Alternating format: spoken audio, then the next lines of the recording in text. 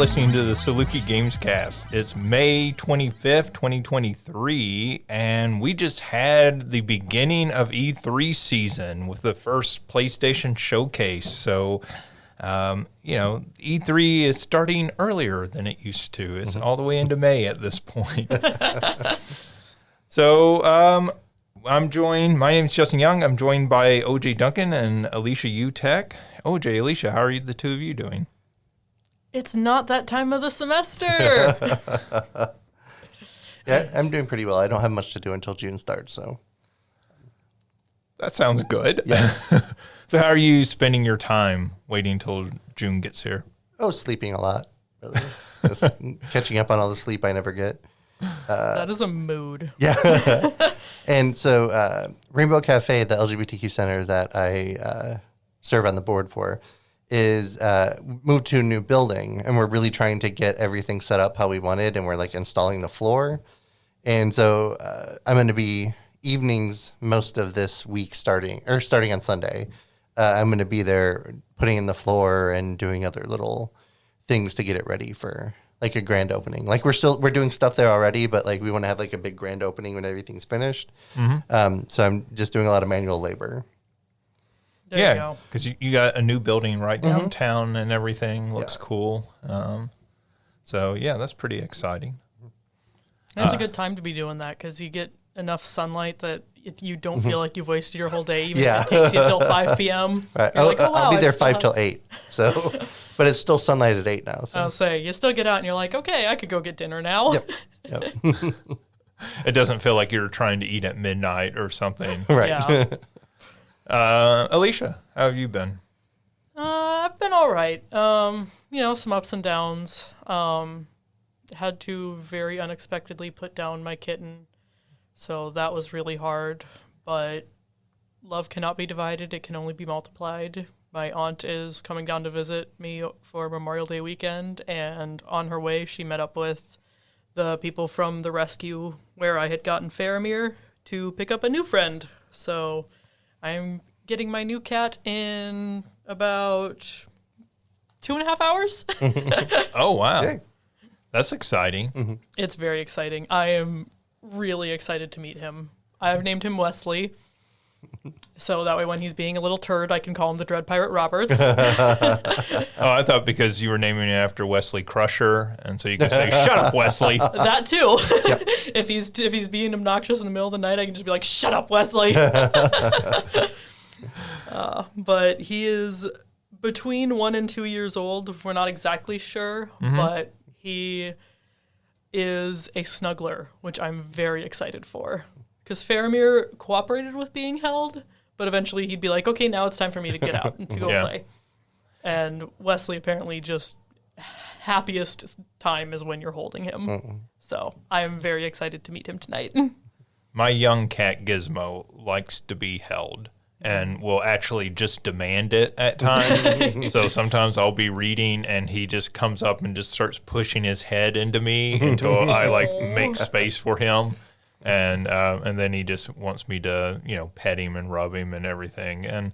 But he has his moods, and there are times he wants to be held and petted, and times he absolutely does not. He's like, don't even look at me. Yeah. It's funny. I've been one of the folks in my cohort. Zoe is out of town right now, so I've been feeding her cats, Naja and Darwin. And Darwin is like, he'll make eye contact. He's very communicative. He'll meow and walk over to his toy, and he's very clear on what he wants and getting affection and all that. And Naja's like, if you look at me, I will fight you. When you said they wouldn't make eye contact, I was like, oh, is it just a socially awkward cat? No, Darwin's just a constantly baffled cat. His face just always looks like he's flabbergasted. Well, that's fun. And it's really exciting to be getting a new pet. That's always exciting. And, I mean, it's obviously sad the reason why you're getting a new pet, but it's also exciting that you're getting a new kitty, a whole life and everything. That'll be fun. It will be. And, I'm still heartbroken over Faramir, and also I'm ready to have another friend in my life, and I'm very glad that those things can both be true at the same time. Yeah, it's good that you have progressed beyond cognitive dissonance. You can hold two conflicting thoughts at the same time. Yeah. But that's very exciting, and so definitely like you got to share some pictures when you get him. Oh, of We can course. see.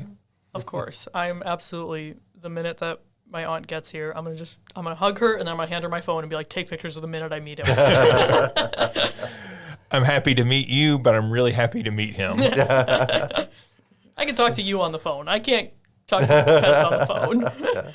I don't know. My mom has a cat that every time I call her, like we'll talk for like maybe 30 seconds, and then in the background, this cat just screams. And the cat's name is Rascal, and I always tell her Rascal's saying, "Say hi for me too. Make sure he knows I said hi as well." I love that. But she does that to everyone. Like anytime my mom's on the phone, like a minute after she's gotten onto the phone, that cat screams in the background, like so that people know that she's there. Just got to make sure that everybody knows, Right. Gotta have priorities. Humans are cool and all, but cat.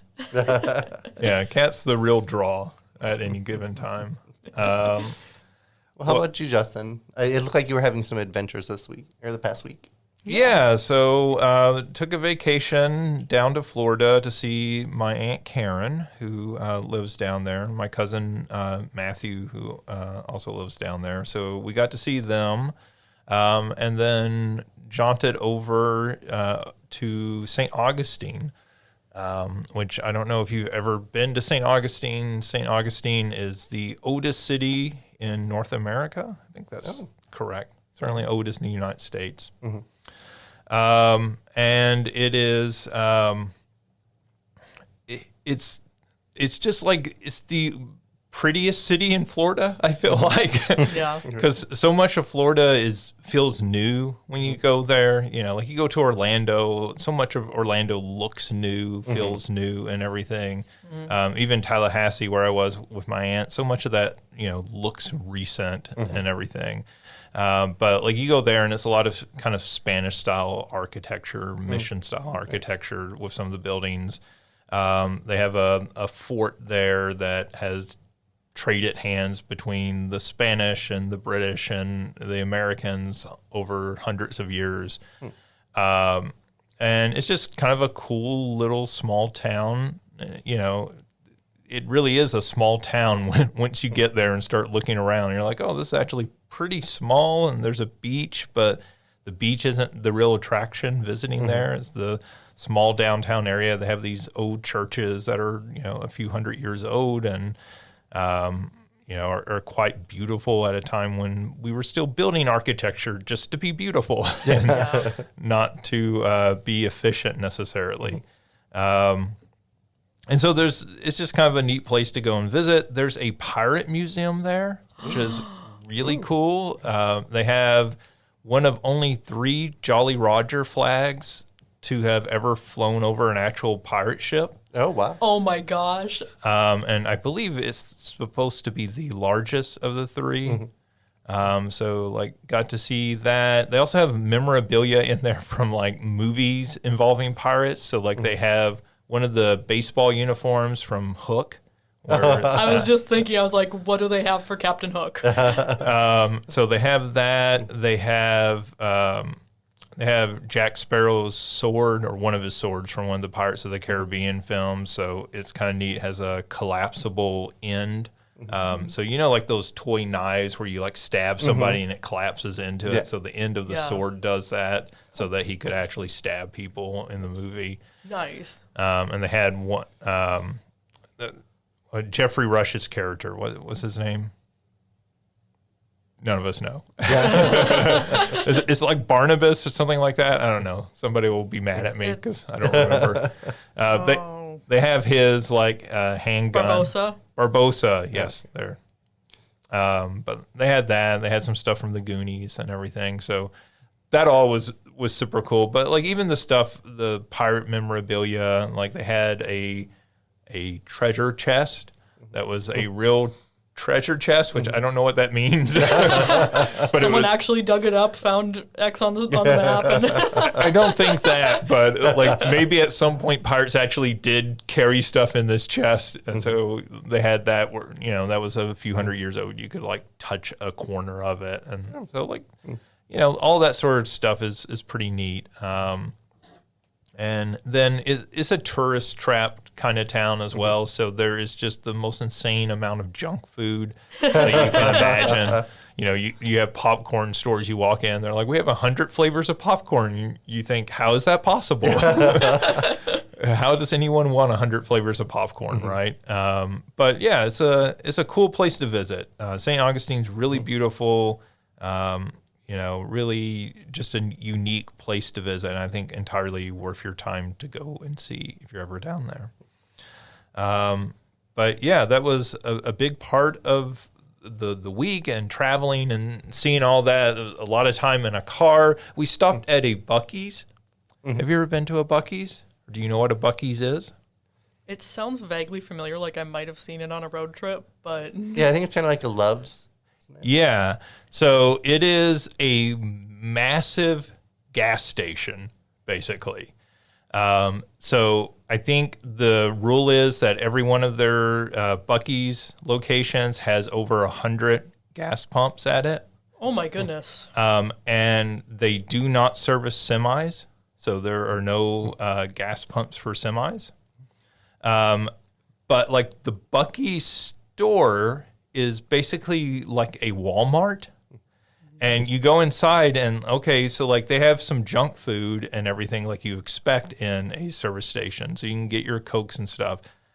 But they have an entire wall that's like 10 times the length of this room of just every imaginable drink you've ever heard of. And then they have like a clothing section, and then they have a home decorating section, and then they're gas station. They're making fudge, and they're making like barbecue sandwiches, and they're making cinnamon rolls, and there's like you can buy all of that, and it's like a slightly shrunken down Walmart that you're walking into.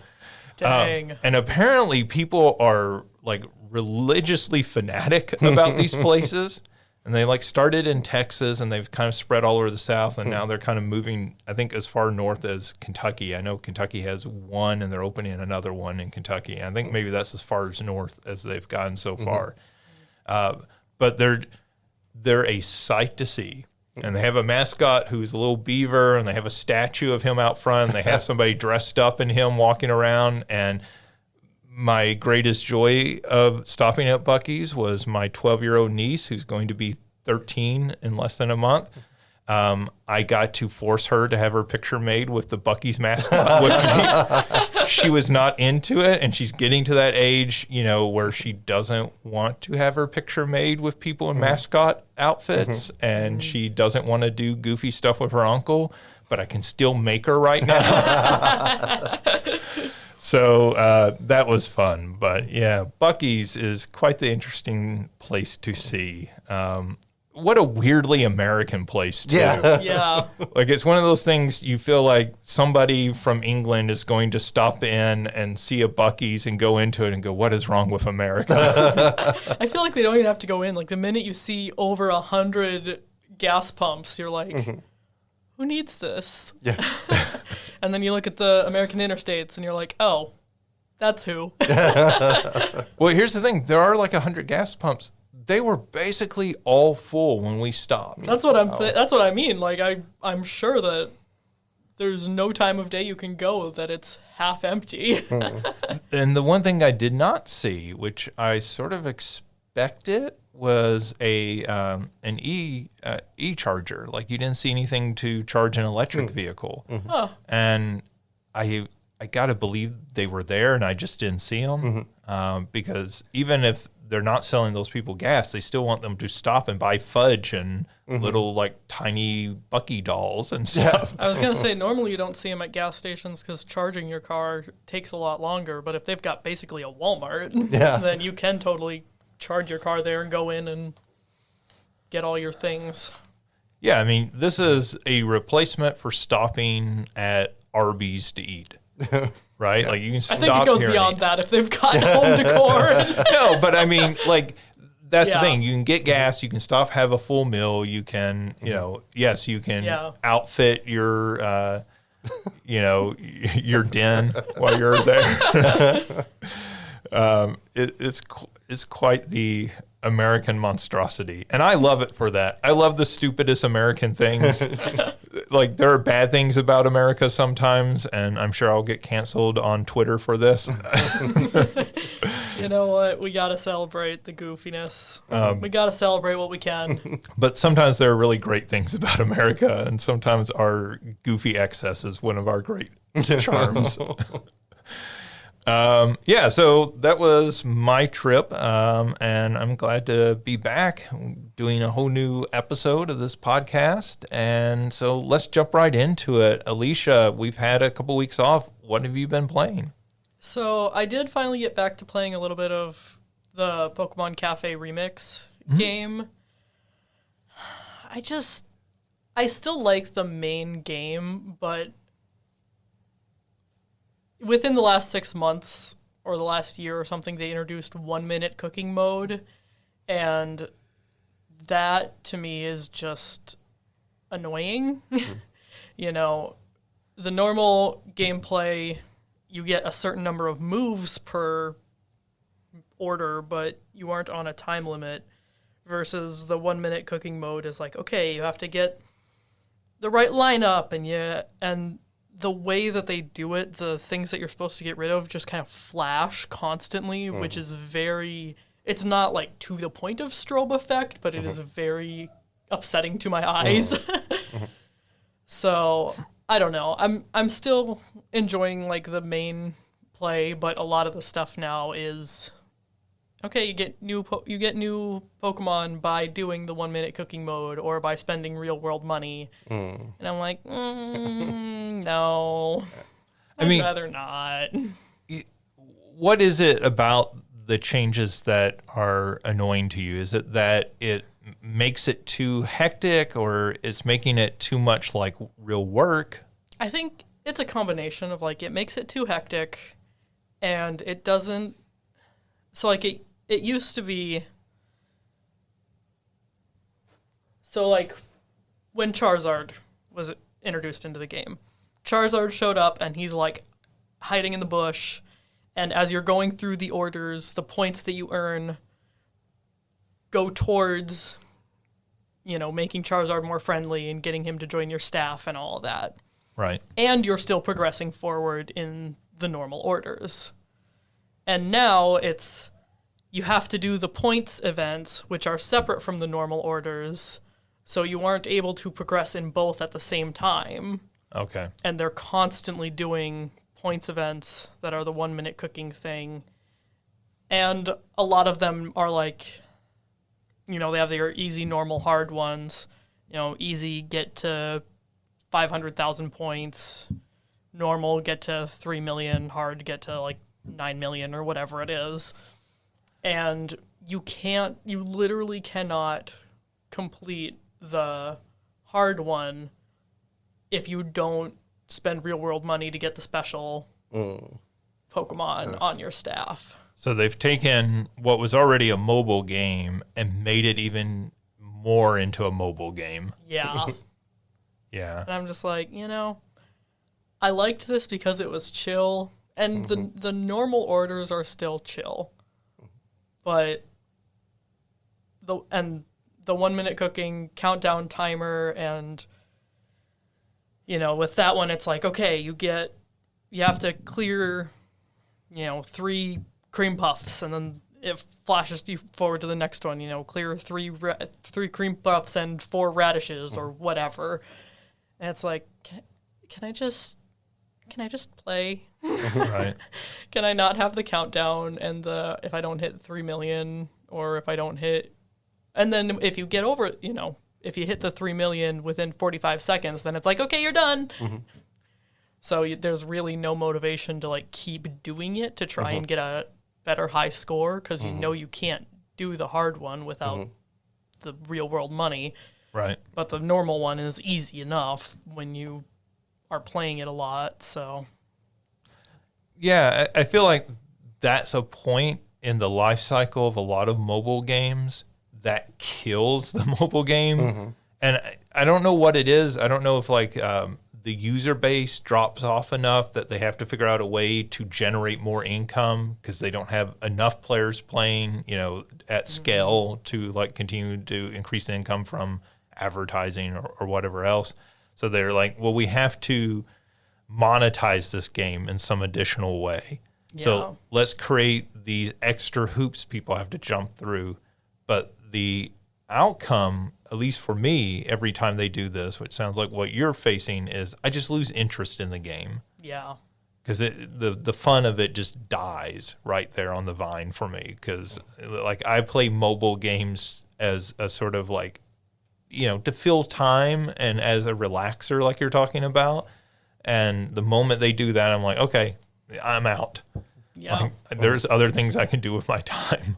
Yeah. And like I'm very much, I think the only mobile game I've ever spent real world money on is Pokemon Go. Mm-hmm. And that was during a summer that, my family was literally like, not that, we don't go on vacation generally just because we don't have money, but that was like, my family was like, yep, okay, it was one of the special, like the full weekend was raids and community day and all that. And so then we each spent like $5 of real world money to get more Pokeballs and raid passes. Yeah.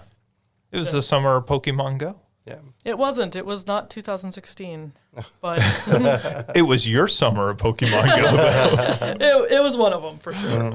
But yeah, just generally the minute that I can't feel like I'm having fun in the game without spending real world money, I'm out. Yeah, I think that's completely understandable. Yeah, especially grad student. I really don't have money.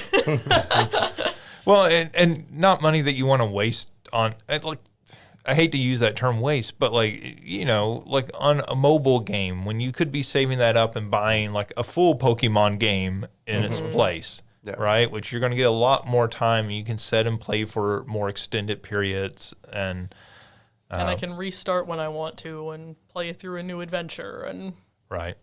Yeah. All right. Well, anything else?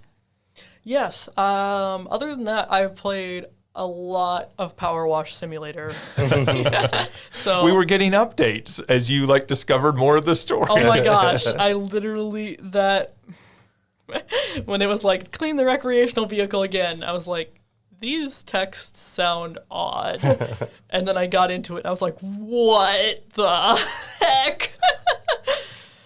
Yeah, so I beat the main campaign. I went, and you did have to beat the main campaign before you could play the DLC. So I finished the Midgard DLC. I actually finished the Tomb Raider DLC at like 1 a.m. this morning because I make good choices. I make good choices. But I really enjoyed it. Like, that's one I could actually see myself going back and starting over and playing through the whole thing again. Yeah. And, just like the little extra bits of lore and I'm wondering if we're going to get a second Midgar or Final Fantasy VII DLC when Rebirth comes out. Because I'm like, Reeve mentioned that he gave our number to Heidegger and to Hojo. But Hojo never called us. So I'm like, are we going to get Hojo later? Are we getting a second DLC for this? Because that would make me happy. Yeah. But it was really funny playing the Tomb Raider one because I've never played Tomb Raider. I've never seen any of the movies. I've never played any of the games. I've never done anything with that. So like I do the first one. It's like Cleancroft Manor, and I look and I'm like, is she Batman?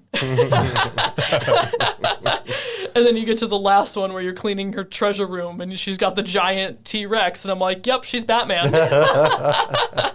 This is the Batcave. Yeah, I guess she kind of is Batman. Never really thought of it that way, but yeah, she shares quite a bit with Batman. Like, this house is too big. It's definitely Wayne Manor. And I'm like, you even got the dinosaur in the cave? Yeah, she's Batman. you've got Winston messaging you at first, and I'm like, this sounds like Alfred. Yeah, those reboot Tomb Raider games, I think you might really like those, particularly the first two. Shadow, the third one, isn't great. It's not a terrible game, but those first two are really good and really quite a bit of fun. So you should check those out sometime since you've never played Tomb Raider before. Yeah.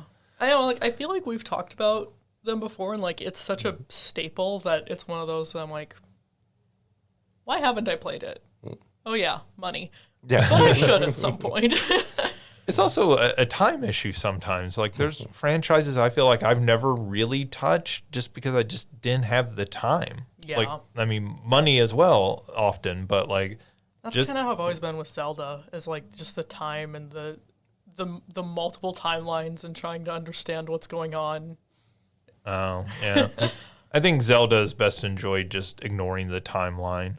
Like, it doesn't really matter. Ignore the timeline and just accept it that each new Zelda is like a Final Fantasy, right? Each new Final Fantasy is an entirely new world that shares some elements.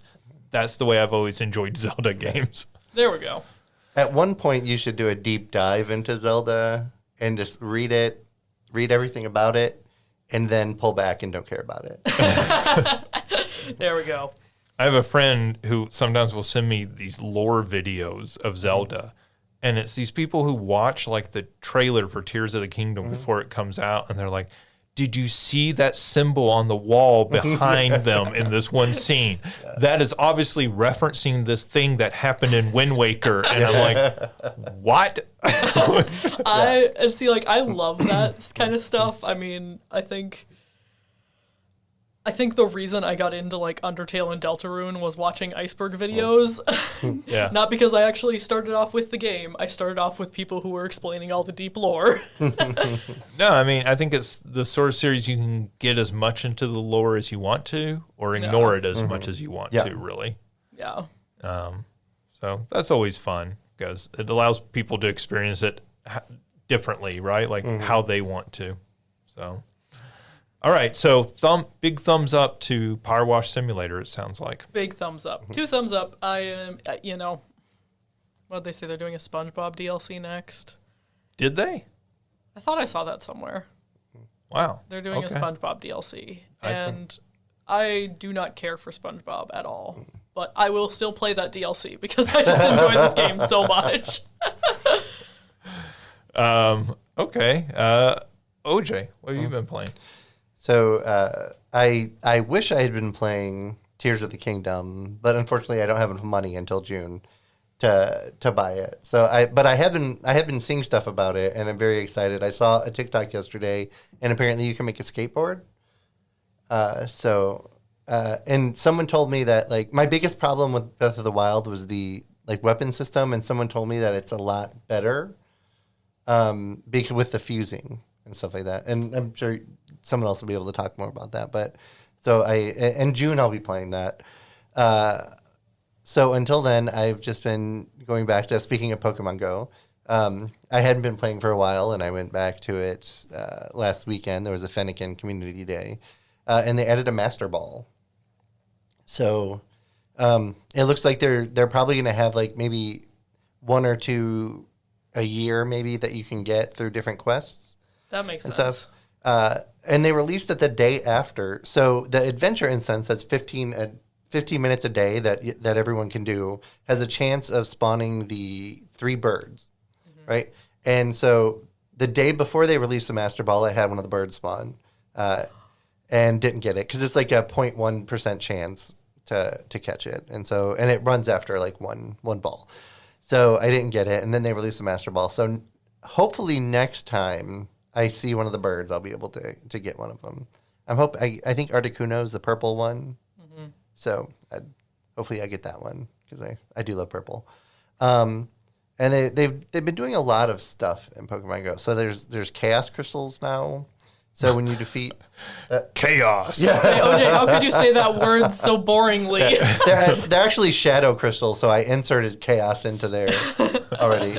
But yeah, so when you defeat the grunts and and the bosses, you'll get the shadow crystals. And then there's going to be shadow raids that you need to use the crystals on. So you need 4 of the crystals to put together into a big one. And then during a raid, it's kind of like the Pokemon will enrage, and you won't be able to beat them unless you're using the shadow, shadow crystals. I haven't done one yet though, but I'll probably be doing one today, a little bit later.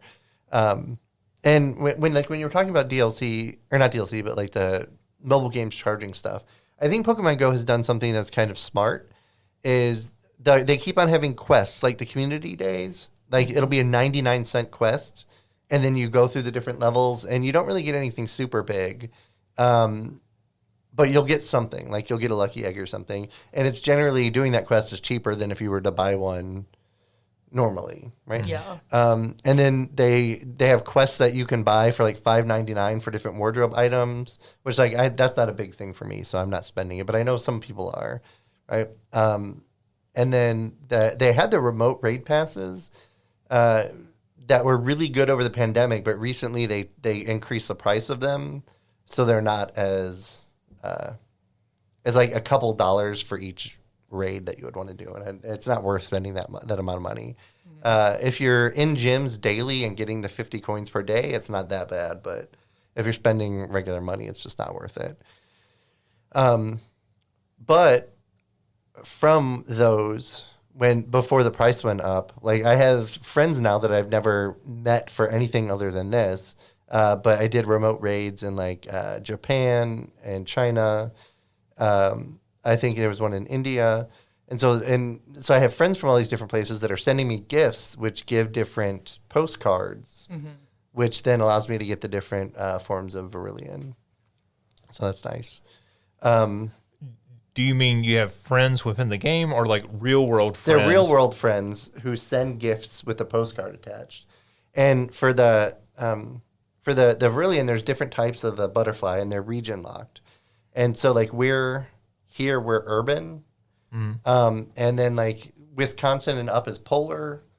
Then there's like 10 different areas, I think, and each of them spawns a different butterfly. And some of them are only in Japan, some of them are only in like New Zealand, etc. Yeah. So it's really getting those postcards is allowing me to get butterflies I wouldn't normally be able to get. And that was from being able to do the remote raids, because there's a system online where you could set up to do remote raids with people in other places. That's really cool, because I mean, via being a college student and grad student, like you've met people from all over the world through that, and probably other ways in life as well, but particularly probably through college. So that's really cool that when people go back to their home country or something, like they now have this way to engage, and the game is actively encouraging that, right? That cooperation. And so postcards from here are kind of special because it's kind of a large area of the U.S., but it's the only region that is like that. All of the other ones, there's multiple different places that have each region, but like the place where we're at is the only one that's urban, right? Is it urban? I can't remember. Modern, not urban. Yeah, and so like a lot of people are really excited to get stuff from people who live here because it's the only place they can get them. Oh, well, that's pretty neat. Aside from that, I've been watching Buffy, the Vampire Slayer. I think I talked about this last time. And then playing just mobile games while I'm watching Buffy. Where are you in Buffy? So I'm now in season 7. And so normally what'll happen is I'll just watch the show and then I'll stop. But because I bought season 8 and season 9 comics. And I didn't even realize I still had access to them because I bought them like a really long time ago. But I do, so I'm going to go through those again and go through and go all the way through the comics through all of them as much as I can. What do you think going back and rewatching season 7 now?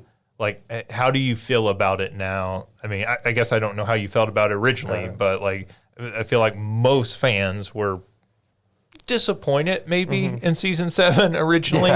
How do you feel about it watching it now?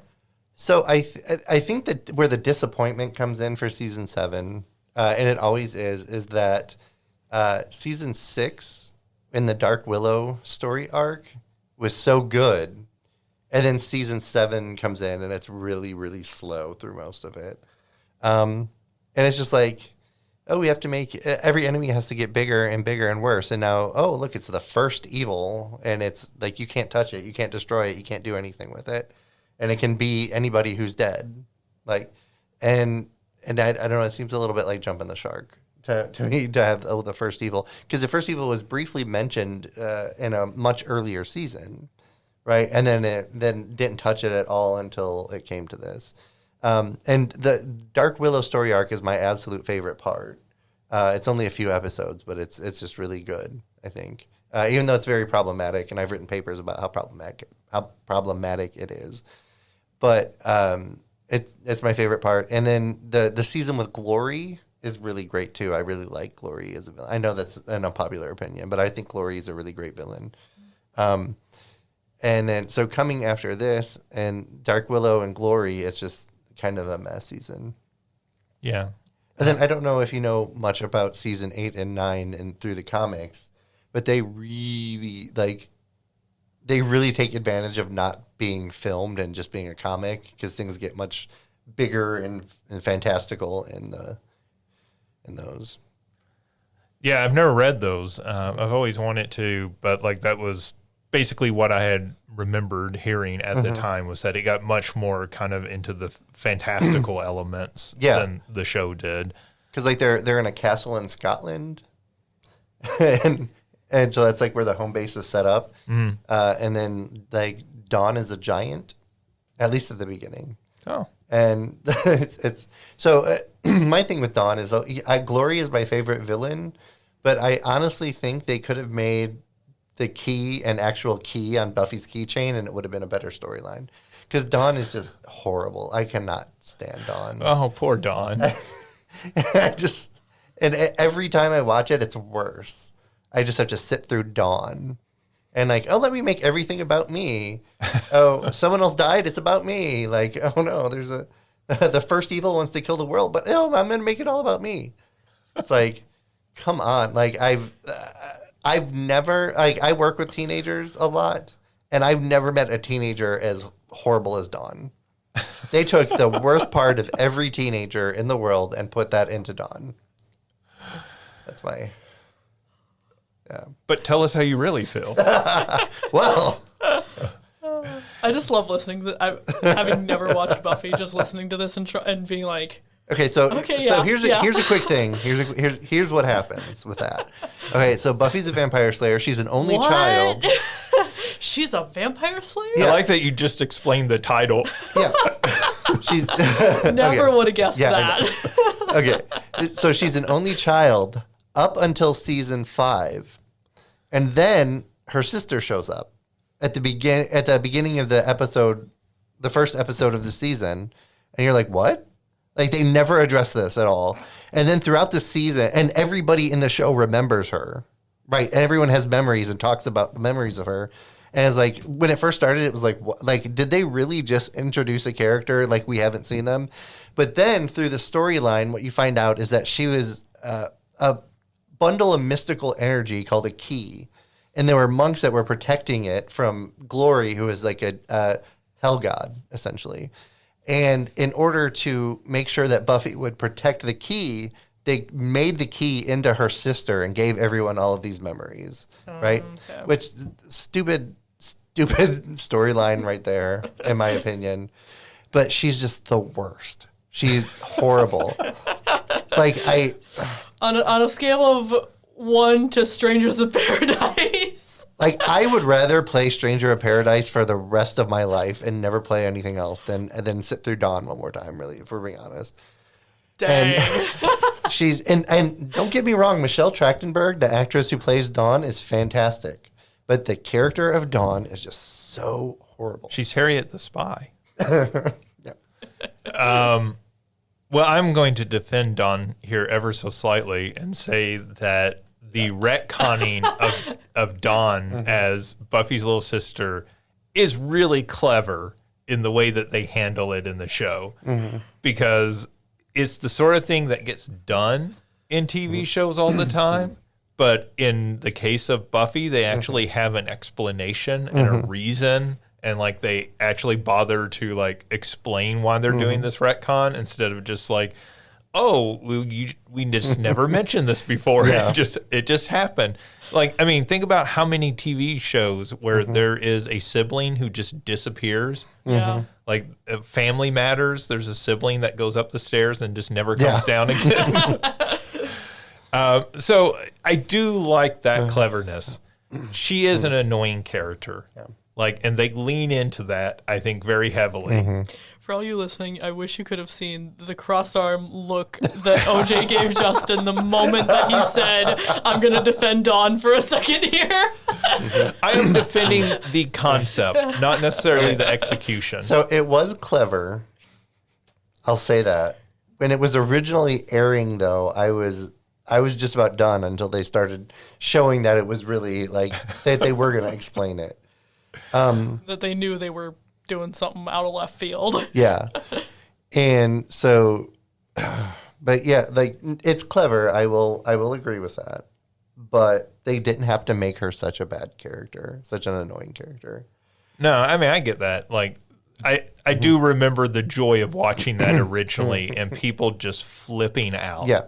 I mean, it was early in the internet era, right? Like this was been, 2001 or so, somewhere around there. And people were literally just flipping out about this. Yeah. Because they were like, wait, did I miss an episode? What happened? Right. And so here's my big thing too with that season. Like I said, Glory's my favorite villain, but and sorry, this is spoilers for a TV show from the 90s and early 2000s.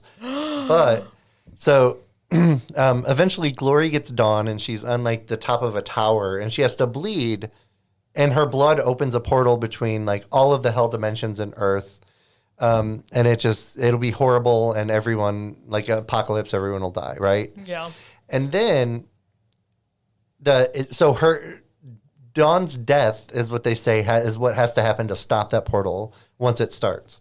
So it starts, but then Buffy realizes that because Dawn is made out of her as her sister, they had the same blood, so Buffy's death will end up stopping the portal as well. So Buffy goes and jumps in the portal and dies. Which she comes back next season. Yeah, I figured. But and so like if they had done something else, because Buffy dying is really integral to the next season. Like the whole season is about that because when they bring her back, they end up bringing her back from heaven. And they thought she was like in the hell dimension, but she wasn't. She was in heaven. And so she got ripped out of heaven back to Earth where all of the horrible stuff is happening. Right. And then kind of like when early seasons of Supernatural, when Sam or Dean would die, it would actually had an impact. Yeah. Yeah. And so, but so it made sense that it happened like that, but still, like they could have just pushed Dawn in the portal, like honestly, like. But they made her so attached to her little sister that she died instead of her, even though that was her entire purpose was dying to close that portal. So sorry, I went on a huge Dawn rant. I apologize, listeners, for you having to listen to this. My one other rant, though, something I'm very salty about, is that so Tara. You weren't salty about this? Yeah, well, I mean, I'm salty about this. Something I'm very, very, very salty about. Tara was introduced in season 5, and she goes through and she dies at the end of season 6. And that's what sets Willow to becoming Dark Willow, right? No, Tara's introduced in season 4 when they're in college. Oh, yeah, season 4. I'm sorry. I was thinking it was 5. Yeah, 4. And so Tara is there throughout all of season 4 and season 5. And then in season 6, she dies at the end. But the only time they put her in the credits is the episode where she dies. Because like they say, and Amber Benson as Tara at the end, but she doesn't have her own little like thing where it shows scenes of her. Yeah. But then the scene where the episode where she dies, she was gone and she came back and they put her in the credits like, oh, finally she's gonna be here for the like as a main character again. No. And then she has her own little thing and then they kill her. And again, her death was very important. Yeah. And it was the saddest death. And I'll say that's one I know about, even right. like as an outsider. Yeah. And Taro and Willow and their relationship was fantastic. It's amazing LGBTQ representation in TV because it showed a relationship from beginning to end and like a full relationship. But okay, that made me salty. Now I'm done with the Buffy talk. I apologize. Well, and particularly we should know at the time it was showing it, there was nothing like that on TV. Nothing at all, yeah. So this was late 90s, early 2000s. So it was really groundbreaking. I mean, it wasn't the first. It wasn't the first like homosexual relationship shown on TV, but for main characters over a time period to be depicted, it really was groundbreaking in that. Joss Whedon does that sort of stuff of like, hey, I'm going to introduce this character and then like kill them off and I'm going to make them seem like a main character. He does that in Angel. Like, forewarning, if you ever watch Angel, there is a main character that gets killed off. Like, and he had planned that from the beginning. Apparently he wanted to do that on Buffy. He wanted to have a main character on that show that would get killed off. And apparently people warned him, you can't do that. People will be mad. So he did it finally on Angel, and people got very mad. And he said, okay, so they were right. And Joss Whedon was apparently wrong about a lot of stuff in his life that he would go on to do. So, that's certainly no defense of him. But yes, this has been the BuffyCast. We are going through episode by episode, discussing every episode of Buffy. As we introduce Alicia for the first time. So to bring this back to video games, there has not been a good Buffy video game, and I wish there has been. So, one of those Xbox games is pretty good. It was at the time. Yeah, okay. But it wasn't good. It was okay, in my opinion. So I would say it was pretty good for its time, but like I don't think it holds up today. Okay. Definitely. It's fair. I can agree with that, yeah. So someone out there make Buffy video games and make them good. Seems like one of those franchises you can make a game now and like put a little bit of money into, get the voice actors back to do the voices and really make something kind of fun. But, it has the same problem that Highlander had, which is that you have these immortal characters that very quickly like start to age. Yeah. And I know like what's his name? James Marsh. Yeah, who plays Spike. He has said that in interviews because people will be like, would you ever go back and do Buffy again? And he's like, look at me. He said they're going to have to do a lot of makeup and de-aging special effects. I mean, he still looks like, he still looks good for his age, but he definitely has aged. Yeah. Although if you look at Sarah Michelle Gellar in Wolfpack, she still looks about the same age. So they did a lot with that. Yeah, well, I mean... so maybe they could do it for him. Maybe Sarah Michelle Gellar just ages better than some people. That's fair. Yeah. But yeah, that's a good show. So Alicia, you've never watched Buffy. You should watch it at some point. You will suffer through the first season, but it's worth it. It gets much better in the second season. Yeah. And the second season still is a little rough, but season 3, season 4, it gets really, really good.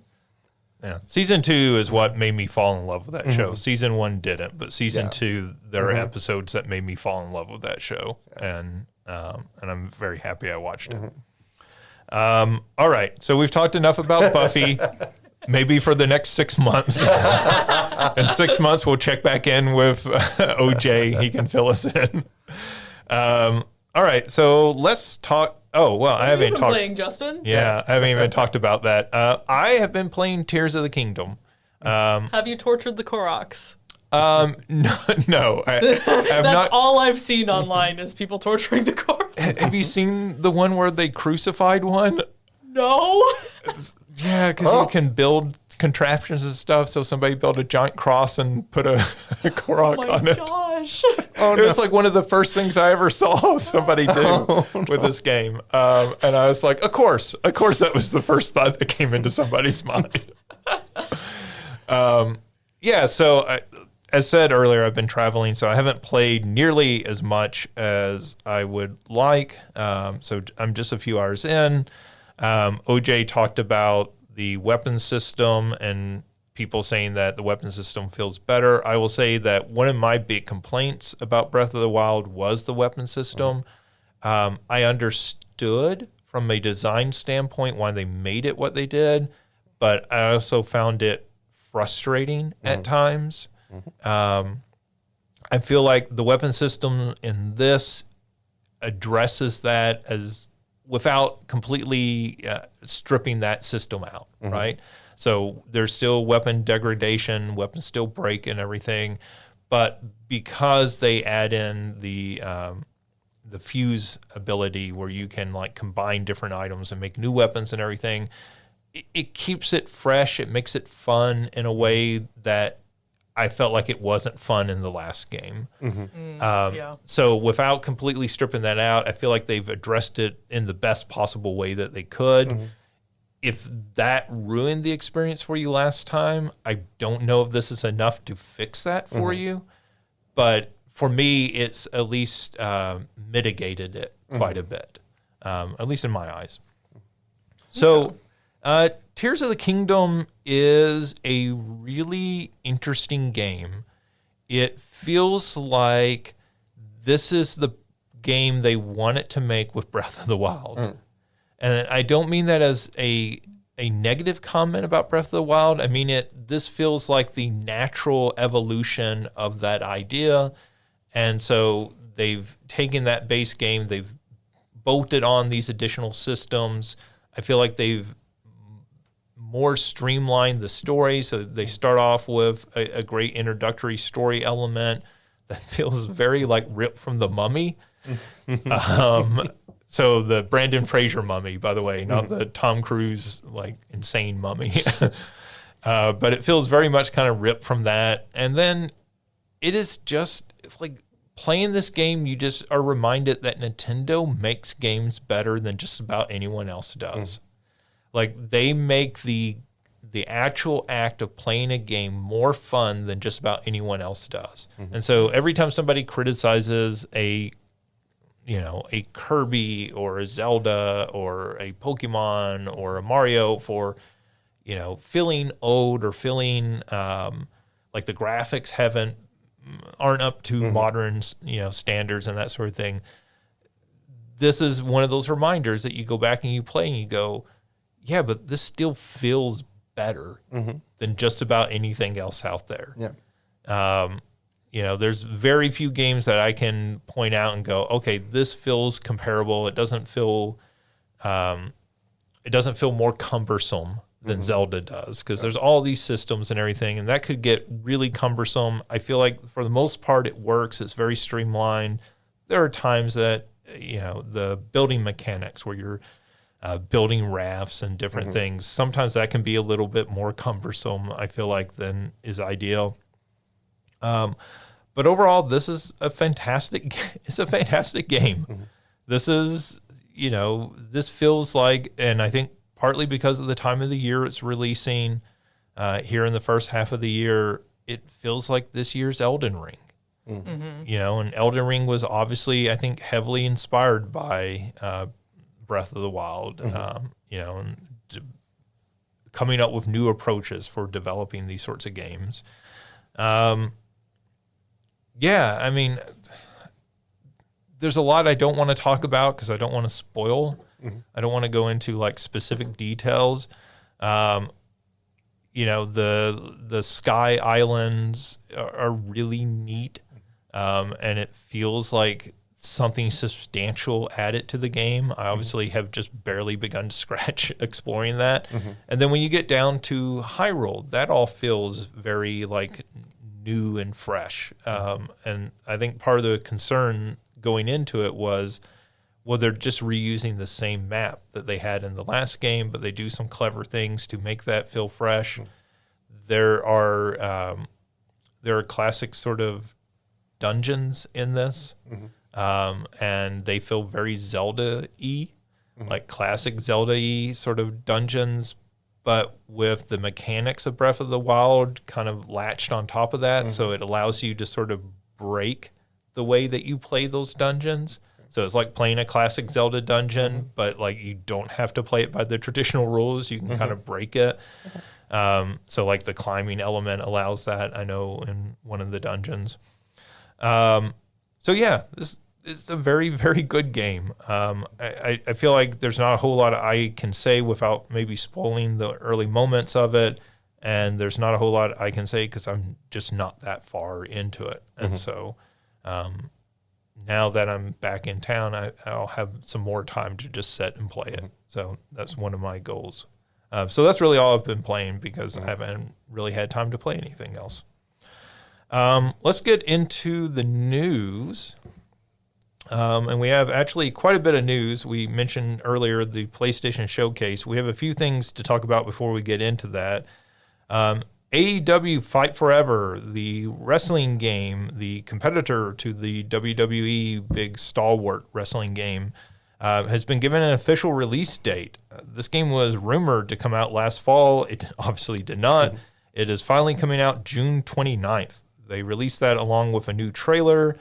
That game looks fine. I think people who really expected it to blow away the WWE games had way out of line expectations. I feel like they've been very careful to try to keep expectations in check and be like, hey, this is us making a very low budget wrestling game. And we're trying to make it very much in the style of those classic N64 games.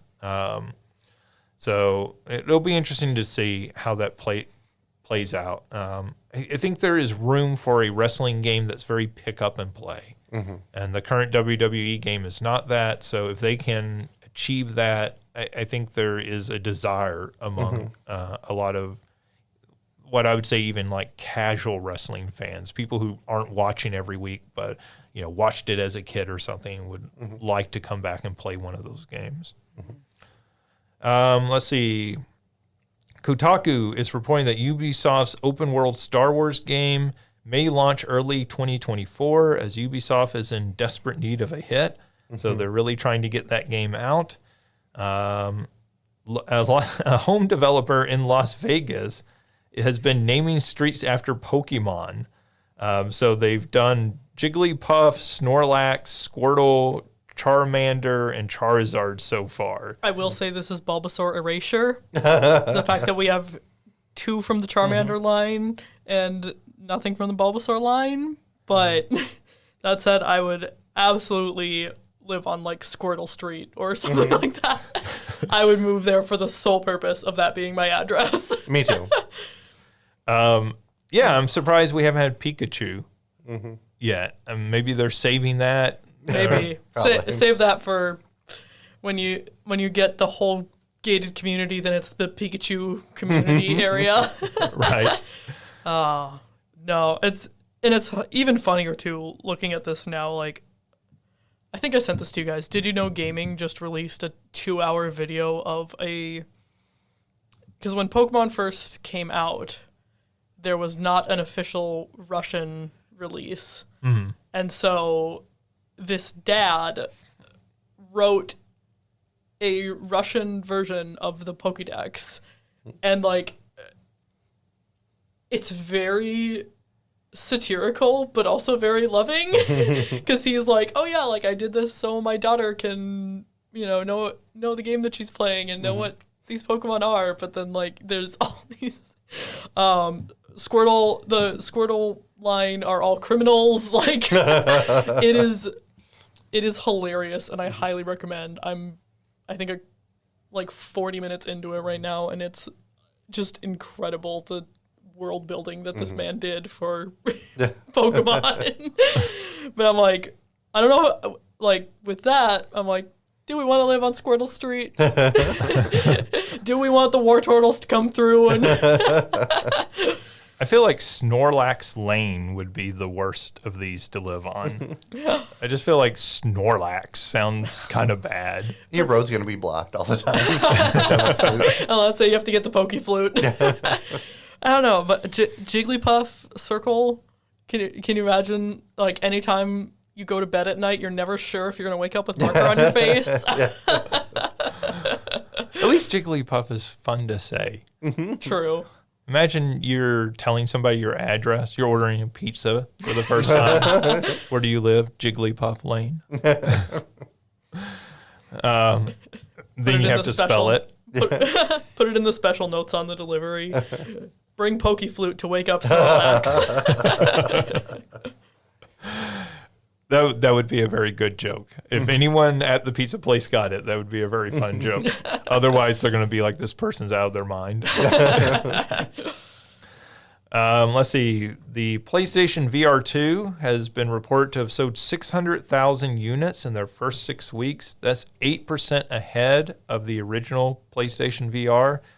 So, we've talked on here before that PlayStation VR 2 is a big disaster. I guess this is proof that maybe it's not that big of a disaster. Maybe it's doing slightly better. It's certainly much more expensive than PlayStation VR and outselling it through the first 6 weeks. And we should note as well that those first 6 weeks was without it being in stores. Yeah. That was when you were having to order it directly from Sony. So maybe PlayStation VR 2 is doing better than we think. I'm shocked if it is. Yeah. Given the price point and everything, but that's still good for Sony. Let's see. Tears of the Kingdom, speaking of doing well, sold 10 million copies in its first 3 days of release. These are incredible numbers, 10 million copies. There are big blockbuster releases that we talk about that don't sell 10 million copies in their entire run. Yeah. I mean, on the one hand, I'm just like blown away by that number. On the other hand, I'm like, yeah, that checks out.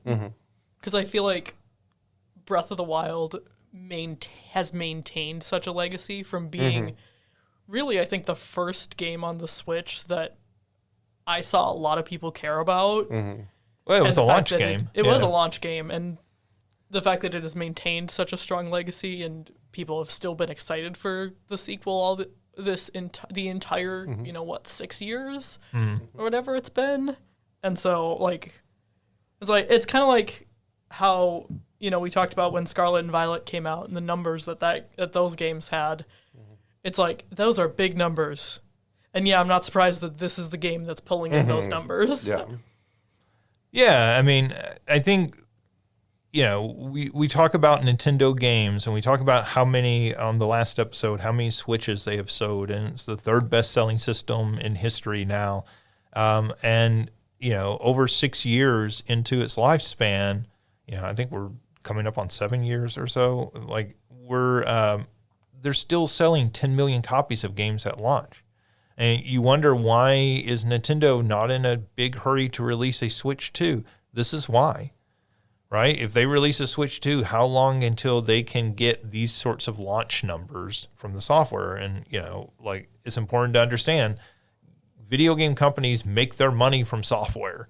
Yeah. Right? It's not the hardware that really makes them money. Now, Nintendo does make a little bit of money on each Switch that they sell, but, they make far more money off of selling software.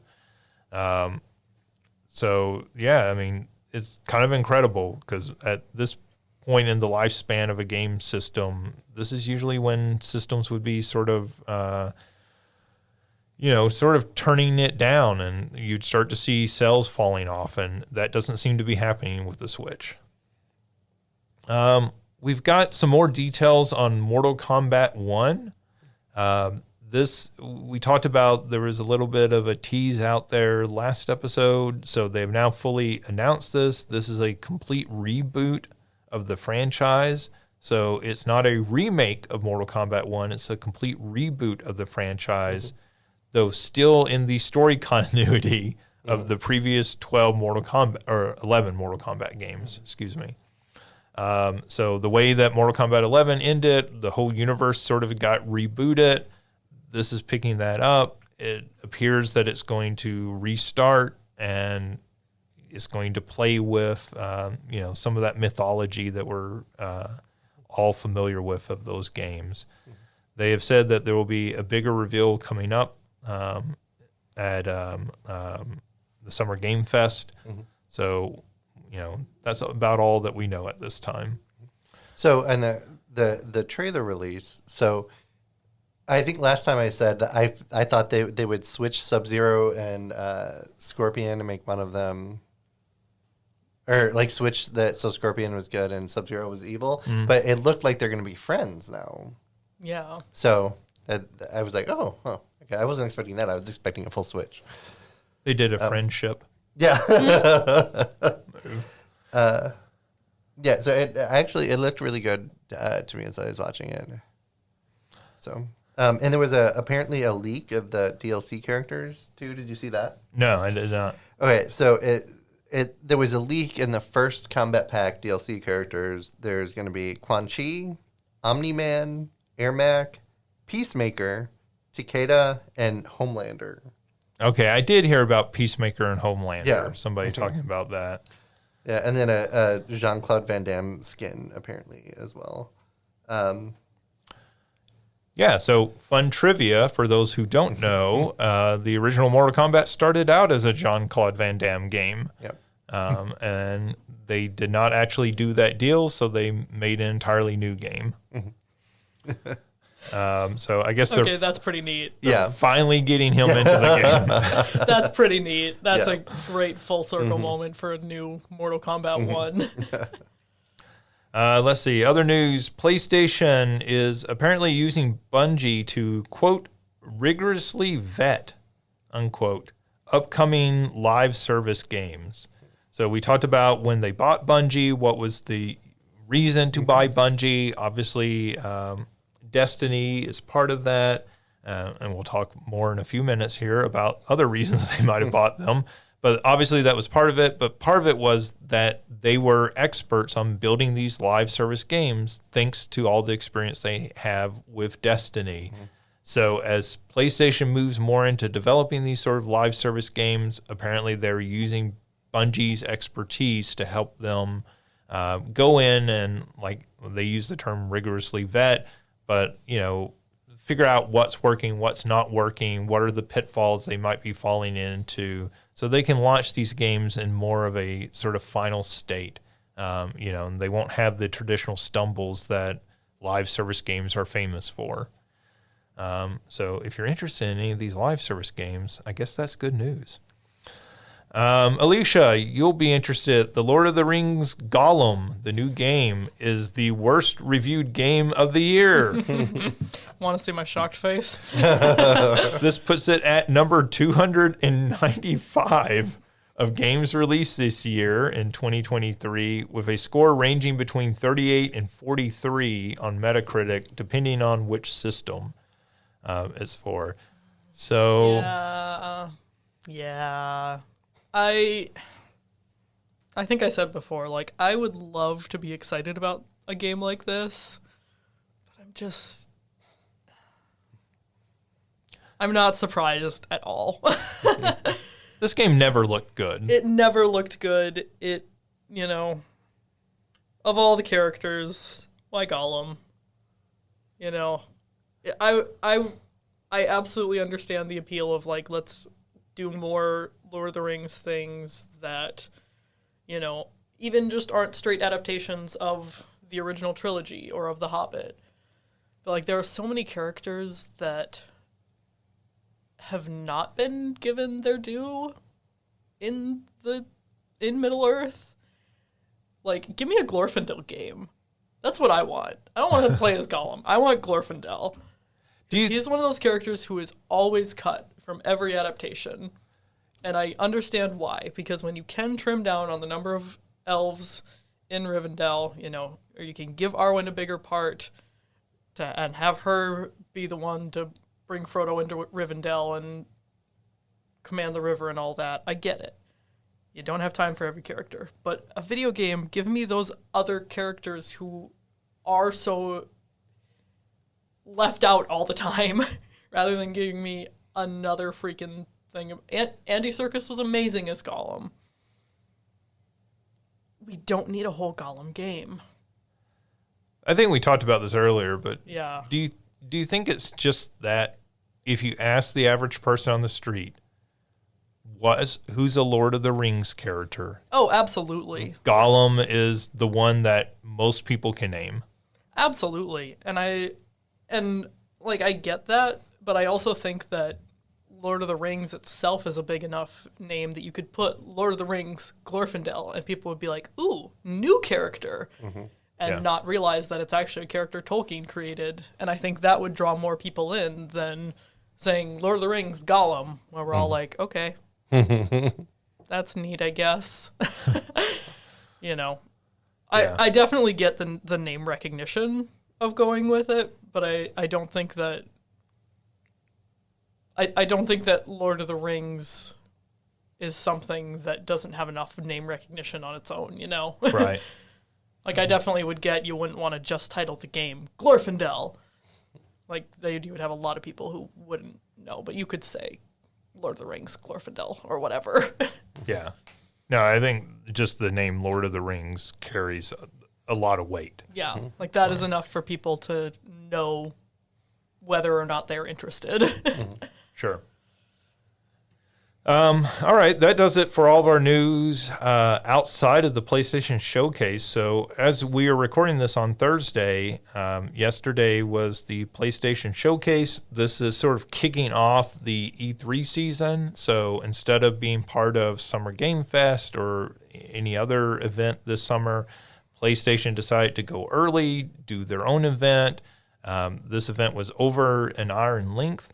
And they showed off a ton of different games in sort of classic Sony style, which was just trailer after trailer after trailer after trailer. There was no developers being interviewed or any of that sort of stuff that, Microsoft is famous for doing. There was no like cute little introductions like Nintendo does with their Nintendo Directs. This was just trailer after trailer after trailer. So we're going to talk about some of these games. They showed off the first extensive footage of Spider-Man 2. This looks like a new Spider-Man game. If you liked Spider-Man or Spider-Man Miles Morales, this looks like more of that. They did show off some like pretty cool like kind of set pieces. There was one where you were chasing. Well, I guess I should note it does show you switching back and forth between Spider-Man and Miles Morales. I guess Peter Parker and Miles. It does show you like switching back and forth between the two of them. So like Peter will be handling one thing and then Miles will be handling something else, and you'll have to kind of switch back and forth between them. This doesn't seem like you're going to have to be juggling this. It seems more kind of like at scripted moments you'll switch between the characters. One of the cool set pieces though had you chasing people on jet skis, and so you're like kind of swinging from cranes and everything over the East River, I guess it is, and you are jumping onto the jet ski and knocking the guys off, and then a boat catches on fire and Miles has to go help with the boat, and then Peter has to go after the criminals and everything, and he has the symbiote suit from Venom. And so all of that's going on. He has new abilities and everything.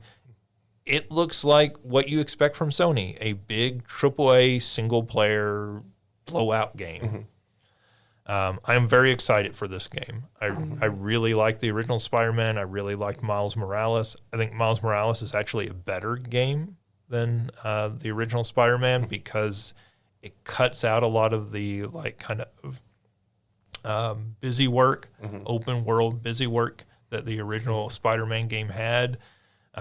So I'm really excited if they learned their lesson from Miles Morales and make this game more streamlined and more focused on the action and the set pieces and all of that, and less focused on, collecting this thing that got left on the top of a building and having to run over to this building and collect something, which is, interesting the first couple of times you do it and very quickly gets boring. Yeah, this was one of those I'm like, I didn't have a chance to watch the full, 10 minutes of gameplay preview that they did. I didn't have a chance to watch that, and I'm like, on the one hand, I really want to watch it. On the other hand, it's just gonna make me mad that I don't have a PS5. Yeah, I mean, it looks really cool. And I think they tried to show off some diversity in the gameplay too. So they showed some interior sections and everything, some boss fights. This is what Sony does best, and this is the game at the show that showed that off the best. So this will be a big hit for Sony this Christmas season when it gets released. That's me going out on a limb and making a prediction here. Sony's going to have a big hit with Spider-Man 2. Who would have thought? They also showed off a game that has been heavily rumored, a remake of Metal Gear Solid 3 Snake Eater, which they have retitled to Metal Gear Solid the Delta Symbol Snake Eater, which is kind of, I don't know, weird and interesting, I guess. Why not? Yeah, I mean, I guess. This looked good. I mean, it looked like Metal Gear Solid 3 with, modern graphics and everything. So if you like that game, they also announced alongside that the Metal Gear Solid Master Collection Volume 1, which is going to include Metal Gear Solid 1 through 3, as well as the original Metal Gear and Metal Gear 2 Solid Snake. So those are, I assume those are the MSX versions and not the NES versions that they're including there. But anyways, this would be Metal Gear Solid 3, the original version, not the remake version that you're getting in this package. I'm kind of surprised that they're doing that, releasing that theoretically at the same time as they're releasing this remake, making that available to play. It seems not like a very capitalist thing to do. But, having all those original Metal Gear games available in one collection to play is very cool. Yeah, I've only actually played the NES Metal Gear. I haven't played any of the other ones, so I'll probably get this so I can play through them. Yeah. And the MSX version of Metal Gear is very similar to the NES version. It's Metal Gear 2 where they diverge quite a bit. Okay. The NES Metal Gear 2 is an entirely different game than the MSX version of Metal Gear 2. I forget all the details of it, but they're different games. They also announced, again, something that we've talked about on this podcast before that's been rumored, an 8-inch dedicated streaming device. This basically looked like a phone with the two halves of the PlayStation 5 DualSense controller slapped onto either side of it. And this is going to be a device to just stream PlayStation 5 games. So you have to own a PlayStation 5, and then you can stream games to somewhere else that you are using this device. I still don't get the market for this. Yeah. Unless this thing is less than $100, I don't know who's going to buy this thing. Yeah, I mean,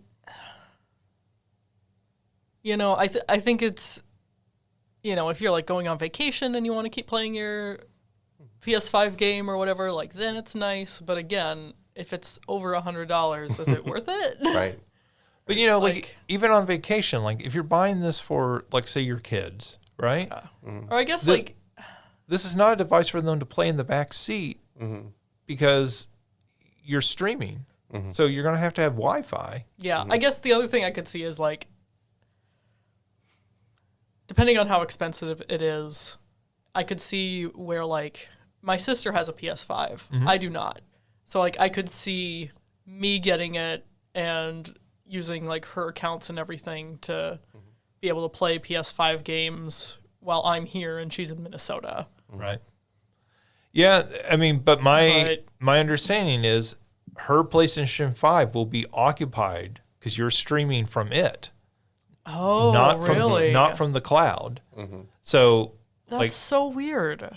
So yeah, I think what you're saying is like very understandable. Like if it was a thing where, you have two kids, right? And you could have one playing the PlayStation 5 and one of them could be streaming games to this, games that are digitally already in your account, right? That makes a whole lot of sense.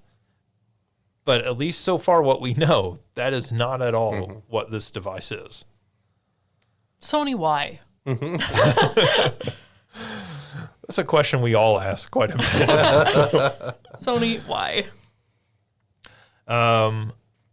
So we'll see. They didn't release a lot of details of that. So maybe when more details come out, maybe it will be more of that. Maybe this is part of more of their deal to counter, Xbox with their cloud gaming streaming. I think part of them not talking about that may be that Microsoft is still trying to get this Activision deal approved. And part of the reason that the British officials denied that deal was they worried about the future of cloud gaming.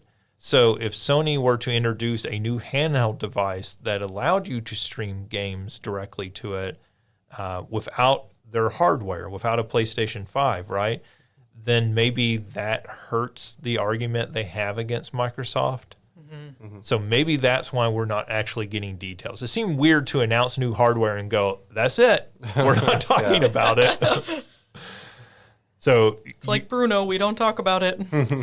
So your dream may actually still come to fruition, right? But the issue is still the cost. Because if it's not $100 or less, like even in that situation, like I'll say even in that situation, 150 would be too much. Yeah. At that point, when you start getting to 150, 200, you start going, well, should I just save up and buy my own PlayStation 5? Yeah. Let's see. They showed off the first trailer for Assassin's Creed Mirage. This is the Assassin's Creed going back to the old style of Assassin's Creed games. So you're sort of part 4 and prior style of games. This is not the more open world RPG style that's been the last 3 Assassin's Creed games. It looked good. It looked like a very modern version with really cool animation of those old Assassin's Creed games. I don't know if people the reason they switched those games up is people got bored of that style of Assassin's Creed game. Yeah. So now them going back and making a new one, I don't know if people really want that or they're just saying they want it. Yeah. So that'll be interesting to see. They showed our first footage. By the way, they gave a date for that. That's coming out October 12th.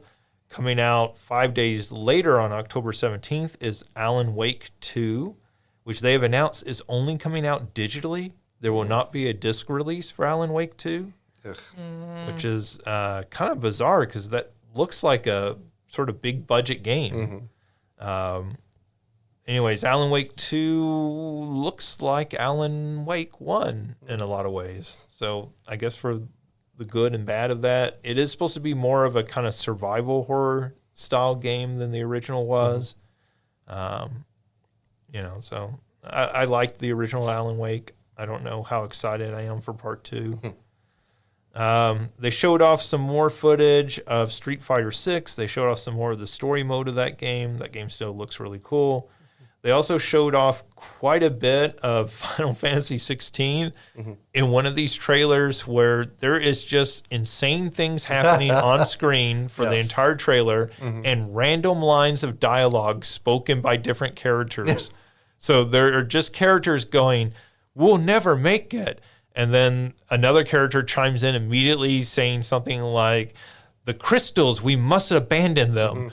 And there's no context for any of this. So it's a really weird trailer style. However, OJ, you are a resident Final Fantasy fan. How do you feel about this? So I know that they've really, really changed from turn-based combat, and it's a full action RPG. But it looks good. It looks like it's not Stranger of Paradise. It looks closer to 15 from just what I can see with it. And I'm very, very excited to fight as icons and have those big icon fights. I hope they're a large part of it and not a very small part, and they showed it all in the trailers. But it seems like they'll be a pretty big part. This is the sort of like Godzilla style fight scenes and everything. Yeah. And see, that's fine. And if Final Fantasy 15 had done something like that, I would have been more excited about it. But they made it so you were fighting with your original characters like that towards the end of the game, and that just ruined it for me. But I think if they have it separated as, oh, you're fighting as an icon now, this is that type of combat, then I think it looks better to me. And I saw some of the stuff that people were talking about playing the demo, where they give out the demo to different people, and they said it's like Game of Thrones like, which I like Game of Thrones all the way up until that last season. So I'm kind of excited for that storyline. But I did hear that there's like a Pepe Sylvia type character in the game that like keeps track of everything, because the story is so complex that like you need people in the game to keep track of everything so you can like know what's happening. So I don't know how I feel about that, but I don't. From this trailer, I'm excited about it, I'd say. Yeah, it looks really good. Yeah. Like, I mean, I'll give them that. I think I read the same thing about the like sort of lore index, which is sort of a turnoff to me, because that's not the type of player I am with a game where I want to like any game where the story is so complicated where I need somebody to like, go back and reread and remind myself of what's going on in the story. That's a turnoff to me. To me, that's not good. That's not good storytelling. Yeah. Like good storytelling, I should be able to like kind of jump on board and follow and flow with the story. But there are people who love those sorts of stories, right? And maybe that's... I know my sister's going nuts for it. Like, yeah, and I think people who dive into the lore of things, like, this is right up their alley. Like, that they can... Like, even after they have beat this game, they're going to be able to go back and dig more into the lore of it and everything. That element's not for me, but everything else about the game looks amazing. Yeah. And so my biggest complaint about Final Fantasy 15 was that all of the lore was not in the game.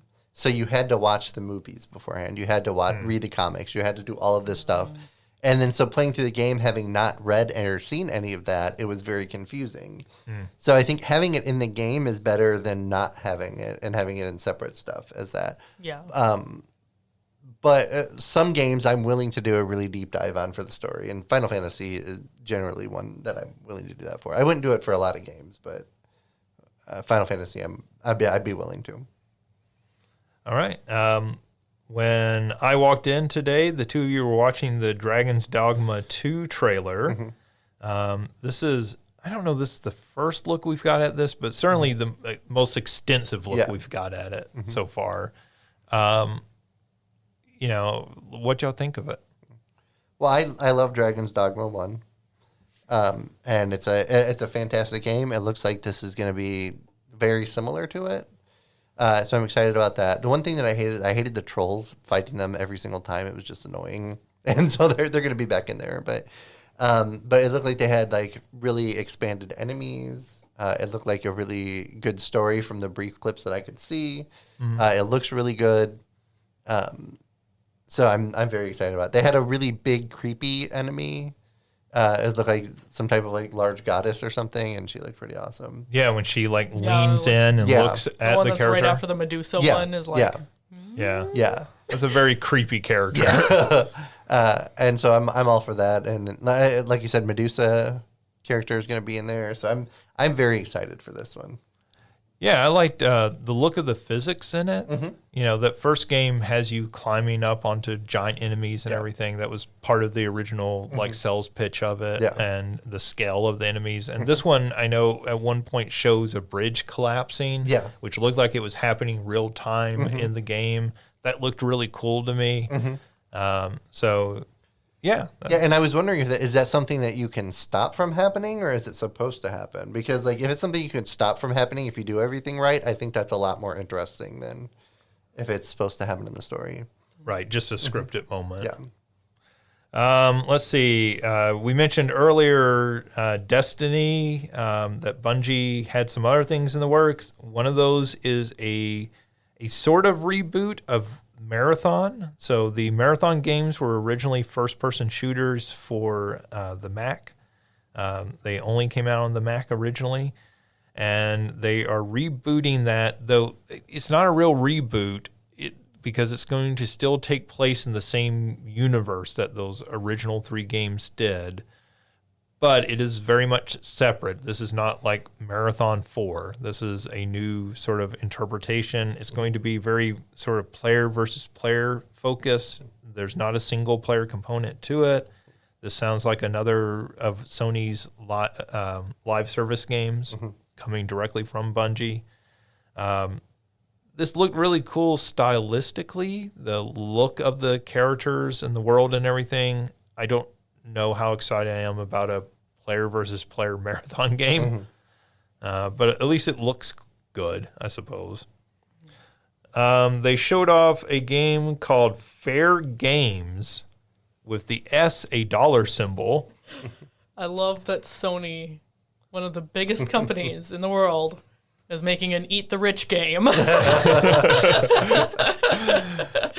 This is from Jade Raymond's studio. So Jade Raymond really made her name working on the Assassin's Creed games, and then she left and she went and she was at Google Stadia for a while, and then until that all imploded.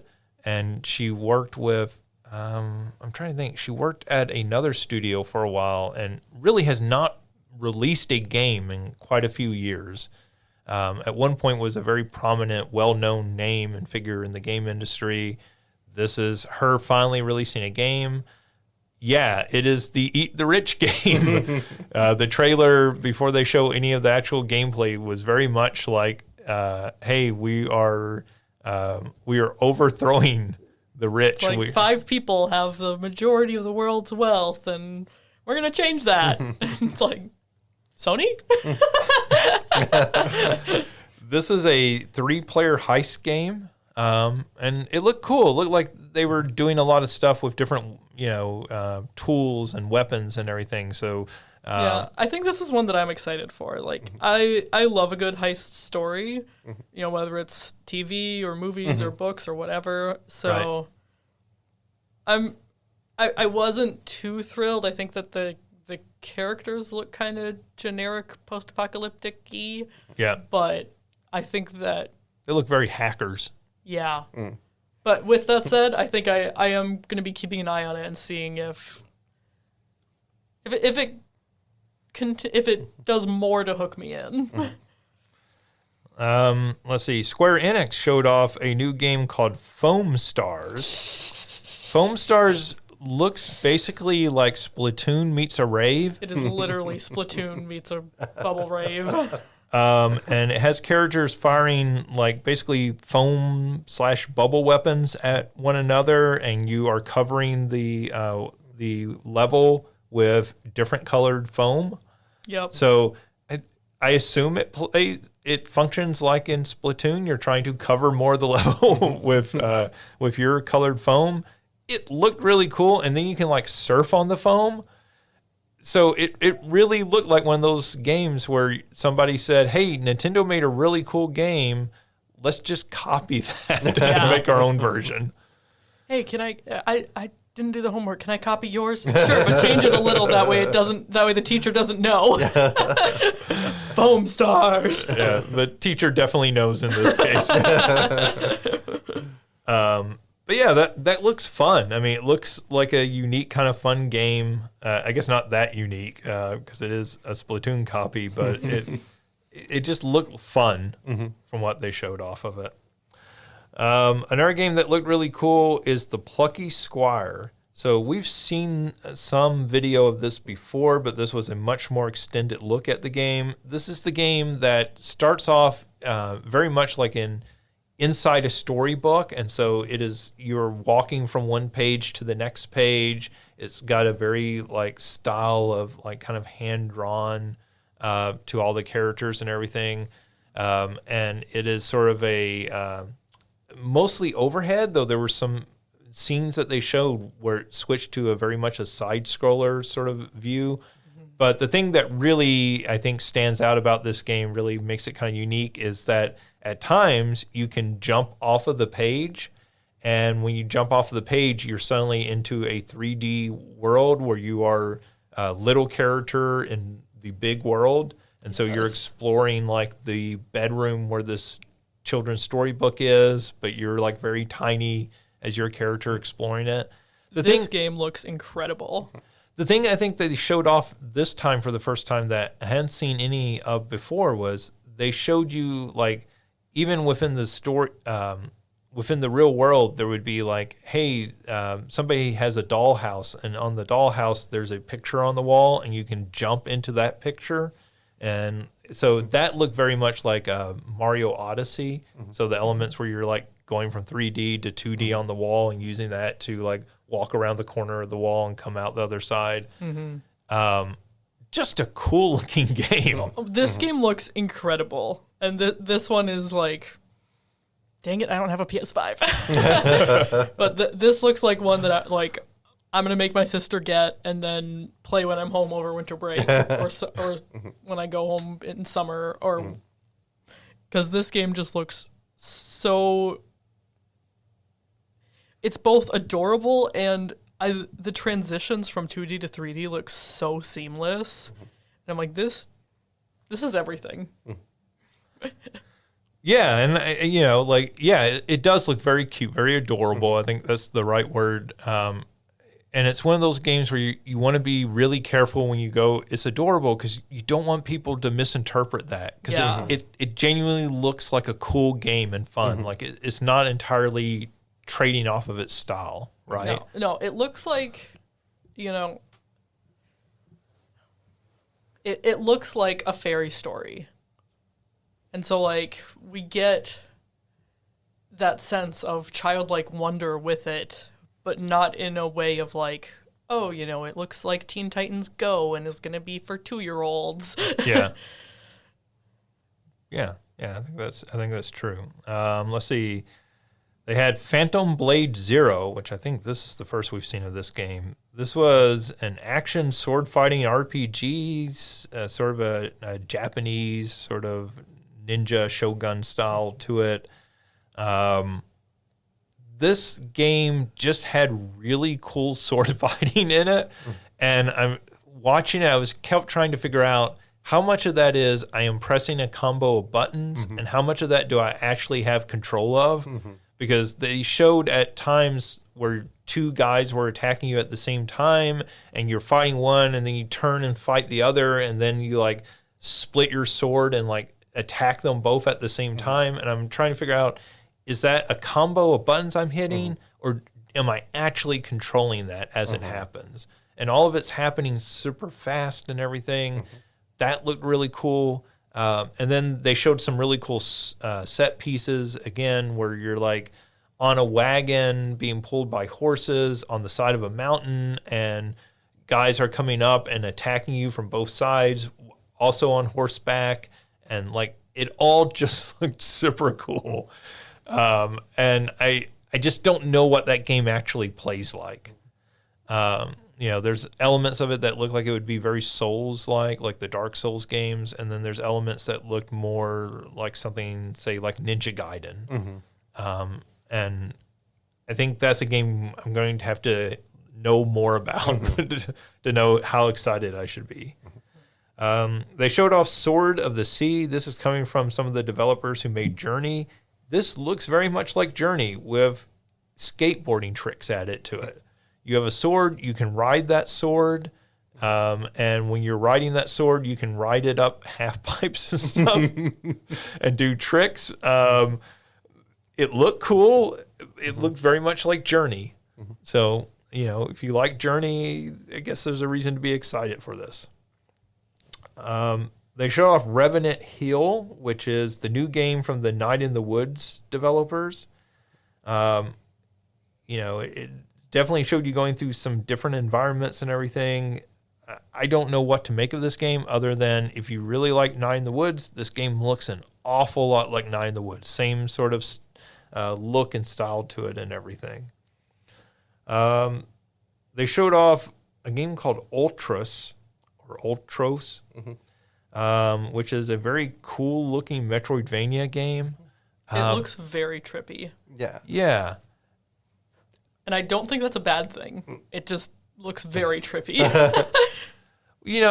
Watching it, and of course, like they had shown this Sword of the Sea, Revenant Hill, but then they had shown like these super ultra realistic games like Phantom Blade Zero and Spider-Man. And one of the cool things was these games look very different. Yeah.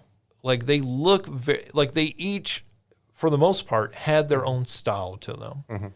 And that was the thing looking at this game. Like, we've had a lot of Metroidvanias. This doesn't look like any other Metroidvania. Yeah. Like, it's clear from the style of it that it is a Metroidvania in the way that you play it. But the look of it, the trippy look, you're right. Like, it doesn't look like any Castlevania game I've ever seen or any Metroid game I've ever seen. No. Right. So there's two parts of this. One is when I saw the name before I watched the video, I was like, Ultros. Oh my God, is it going to be like Final Fantasy Ultros and Typhon and stuff? Because I think... Oh, if they gave him his own game. Exactly, yeah, if it was a Metroidvania. And like I'm a big fan of Metroidvanias. And so I think that so someone needs to make an Ultros and Typhon Metroidvania. Second, when I was watching it though, I was a little thrown off because the background was too close to the foreground. In it, and so I think I might have problems when I'm playing that with that because you need to the background has to be somewhat like separate, but it didn't look like it really was in this video. So I'm hoping that there's something that is fixed a little bit. Honestly, I do think that I love the uniqueness of the trippy style, and also I wonder about the accessibility of that. Yeah, it may be one of those games. It may be one that they need to do some accessibility checks and all that. But I think that it looks like a really cool concept and like it's on the right track. It just might need some tweaking. Yeah. We talked about the actually pretty decent sales for PlayStation VR 2. They showed off some new games for that. They showed off Beat Saber, but I think Beat Saber maybe is already out on PSVR 2. But maybe they were showing some Queen DLC for this, so maybe that was the big new element for it. They showed off Arizona Sunshine 2. Arizona Sunshine was a big early PlayStation, or not PlayStation VR, but just VR game in general. So I didn't like the humor in the trailer for that game. It seemed very cringy, but the game itself looked pretty decent. They showed off some more Synapse. This is a game I think looks really, really cool. This is a very kind of stylistic first-person shooter, like pretty much all VR games are these days. But like you're going into the mind of a character, and so you're trying to basically outsmart him in his mind and using what look like sort of like force pyres where you can pick up things and throw enemies and stuff. That game just continues to look really cool. That was probably the best looking VR game that I saw, actually. Crossfire Sierra Squad, and also the Resident Evil 4 Remake VR mode. That also looks really good, though I don't know if that opening scene where you're in the town and the guy's chasing you with a bag on his head and a chainsaw, if I really want to play that in VR. Yeah. And they also showed off Five Nights at Freddy's Help Wanted 2, which they didn't, I don't think initially listed as a VR game, but it is at least playable via VR as well. I don't know. Any of you big Five Nights at Freddy's fans? I am. It's one of those like Bendy and the Ink Machine where like I know a lot of fan songs from it, and so like I'm familiar with it in that way, but I have never and will never play it. Okay. But yeah, it's really interesting to me seeing how like we've got this. They just released the movie trailer for Five Nights at Freddy's. And so I'm like, I feel like this is, I don't know, it's one of those moments where you feel like it's like, okay, my generation is adults now and making things that we want to, that are nostalgic for us. So I played the original Five Nights at Freddy's, and I liked it. It was something new at first, But the rest of them, I've just been like, it's not really that big. And I don't want to play it in VR. Like you said, you don't want that Resident Evil 4 where he's coming at you with the chainsaw. You don't want to do that in VR. I don't want to do Five Nights at Freddy's at VR. Yeah. It's very much a jump scare game. Yeah. Like, do you really want to jump and, knock over the lamp or something? Yeah, I mean, I guess think that it's. I'm glad that they're doing it because I think there is an audience for it. Mm-hmm. I'm just not that audience. We didn't talk about the trailer. You mentioned that they did release a trailer for the movie. It doesn't look particularly interesting to me, but again, I'm not the target audience for this movie. So hopefully for the fans, it is very exciting. They had a game called Immortals of Avium. This is a first-person magic shooter. I actually thought this game looked really cool. It reminded me a lot of Hexen and Heretic, which were early first-person shooter games that were magic-based. This game looks an awful lot like those, or I guess like a spiritual successor to those is kind of my feeling. And I guess it looks like something new and different and interesting from another military shooter, right? And the magic was very bright and colorful that they were doing, so it made it look kind of cool and neat to play. They also announced Ghost Runner 2, which added vehicles, had a few cool sequences of motorcycles riding down the sides of buildings and stuff. Helldivers 2, which switches from an overhead view to a third-person behind-the-back view. Cat Quest, Pirates of the Caribbean. Oh my gosh, that looks so cute. I'm so excited. Yeah, so, that's the second Cat's Quest game, I think. I think the third one. Is it the third? Okay. Have there been two of those? So I actually literally just heard of these for the first time last night. But when I looked up this trailer because I was like, Pirates of the Caribbean sounds adorable, and people in the comments are saying this was the third one. Oh, okay. I knew there was at least one. I didn't know there was a second one. There's a game called Tower of Agashba. I don't know. And then the Talos Principle 2. I will say that the original Talos Principle is a very good game. Is very much a sort of first-person puzzle game in the style of something like Portal.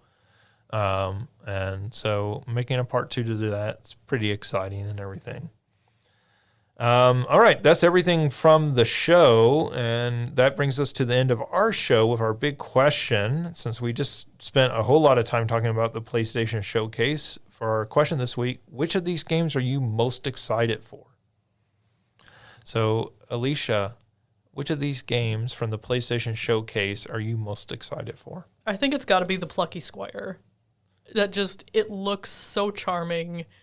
It looks like the kind of game that I could play at 8 years old or at 28 and just have a blast no matter what.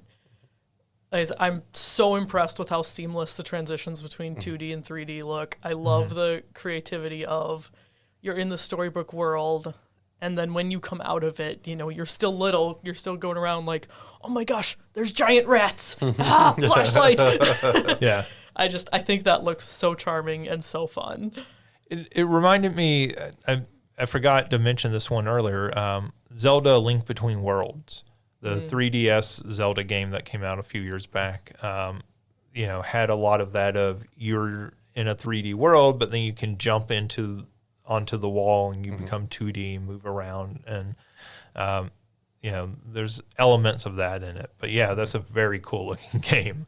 That's very exciting. It's very exciting to see studios making those kind of games, right? Instead of everything having to be the hyper realistic kind of view. OJ, how about you? So Dragon's Dogma 2 actually jumped ahead of Final Fantasy 16 a little bit for me with this trailer because it looks so fantastic. I'm still excited for Final Fantasy 16. but Dragon's Dogma looks like it might be much more manageable to play through. And so I'm excited. And I really loved all of the things that Dragon's Dogma introduced. And it looks like they're keeping all the good stuff. So that one, but also Final Fantasy 16. Also, I really enjoyed Helldivers, but I didn't play it a lot, but I really enjoyed it. So Helldivers 2 might be a good one too. That I was looking at. Yeah, the new perspective on that makes it look interesting. Yeah. Like instead of just doing another Helldivers that would end up looking pretty much the same, I feel like, as that first one. So that's pretty cool. But overall, I'm very excited with almost everything on here. So it was a really good showcase. Yeah, so for me, I mean, obviously Spider-Man 2 and the Plucky Squire, I think those are two standouts for me off of this list. But I think the one that I'm probably most excited for is Revenant Hill. I really love A Night in the Woods. That's a fantastic game. It has a great story. I feel like it's the sort of game that, I think back to when I was younger, those sorts of games didn't get made. When I was a teenager, those sorts of games weren't getting made. And that seems like, it's very much a game trying to capture that time period. It's like 90s teenager angst using cute and adorable animals, right? With a sort of murder mystery like latched into it as well. That's a really fun game, completely worth playing. I'm excited to see what they do next. I hope it's not just a retread of what they did with Night in the Woods. I hope that they're bringing something new to it. I don't mind that it's a very similar art style because I think that makes it very clear it's their game and, makes it stand out. So I hope that this is something really cool, and I'm excited just to find out anything new about the game. But yeah, I think I agree with you, OJ. I think several standouts as part of this show that I'm very excited to play. Whether I end up playing them on the PlayStation or, as Xbox reminded us with a tweet that went out immediately after the show, they put out a tweet that said, "We're very excited that these games are coming to Xbox as well." And they listed off with images half the games or over half the games that were part of this show. So yeah, I mean, as always, most third-party games are going to come to multiple places, not just to one system. But that does it for our show this week. Thank you, as always, OJ and Alicia. Thank you for those of you listening. As always, you can check out past episodes and more information going to salukigames.com. And we will be back soon with another episode because we are in E3 season and it's going to start popping off every week with new information, new shows, new announcements. It's Christmas time for video games because you get all the exciting announcements and everything. So this is a fun time of year. Get all the exciting announcements before we have to spend money on them. Yeah. So this is Christmas time because we just get the joy of new things before we have to pay for them. Well, and we also are getting some big major releases. So we got Star Wars Jedi Survivor. We just got Zelda Tears of the Kingdom. We're getting Final Fantasy 16 soon. There's 2 or 3 other big releases in the next month. It's a really exciting time in video games, right? Like, I think it's really cool to see all this popping off all at once and everything. Plus, we always have the possibility of something big and new and exciting just catching us completely off guard. But again, thanks for listening. We'll be back soon with another episode. And until then, take care.